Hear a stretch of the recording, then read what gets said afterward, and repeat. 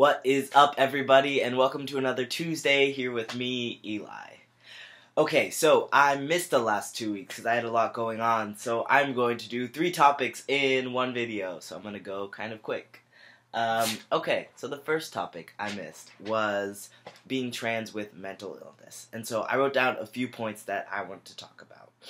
So, one thing that's big on the, practicing side, if you wanted to, or if you want to medically transition, having mental illnesses can sometimes make that harder.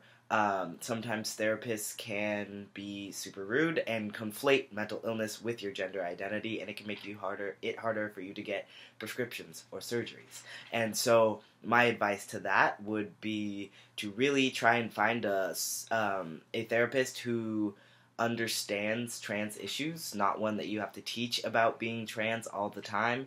That can be very frustrating. Even if you have a normal therapist who you really like for your normal therapy for non-gender related things, try to find another one that you can just go to once or twice just to get your prescription if you need a therapist for that.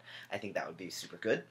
And then on the self-help side, find activities and outlets that allow you to kind of get some of your feelings out, any creative things or physical things, things that allow you to separate dysphoria from whatever effects of your mental illness there are, because then you can tackle them one at a time, and it makes things feel a little bit less pressury. That's what I do when I'm sad. I figure out what's depression, what's dysphoria, and tackle them one at a time. And then also just be safe and know that the effort you put in to be better, even if it's not immediately showing, will help you in the end. Okay, topic number 2.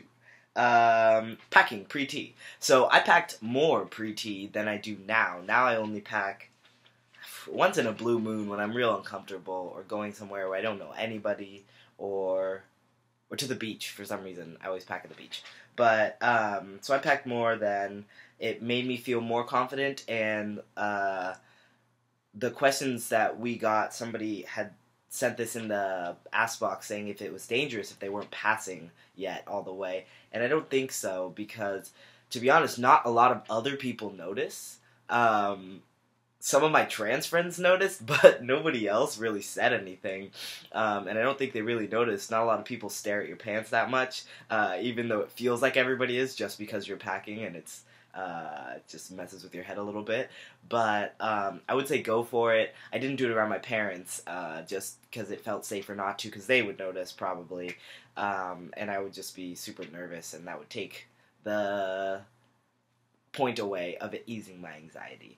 But yeah, I'd say go for it. Pack pre-T if you want to. There's a bunch of cool packers out there. What did I use? I think I've used a Mr. Limpy, the Sailor one, a bunch of them. But basically, just find the one that's right for you. Don't be sad if it doesn't work out exactly how you want it with the first 1 or 2 packers you buy. Start with the cheap ones so you figure it out, and then go to the more expensive ones. Yeah, okay, so rapid fire. Number 3. Oh, number 3 is testosterone.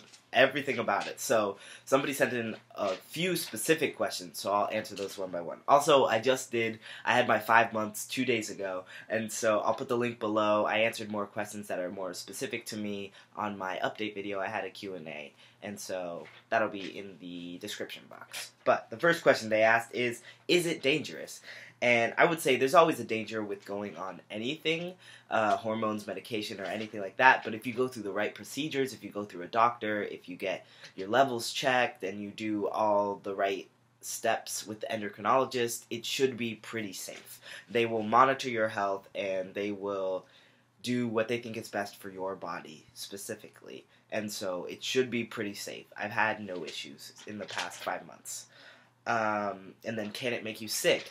Sometimes your body can do weird things. It can react funny. It can up your estrogen, or it can give you cramps or something like that. So you want to just, as I said before, be sure to be with a doctor. If anything gets weird, they can fix it right away, and you should be overall pretty healthy as long as you're not DIYing it and you're staying true to the levels that your doctor is prescribing you. Okay, next question is, does insurance cover it? Yes, some insurances do.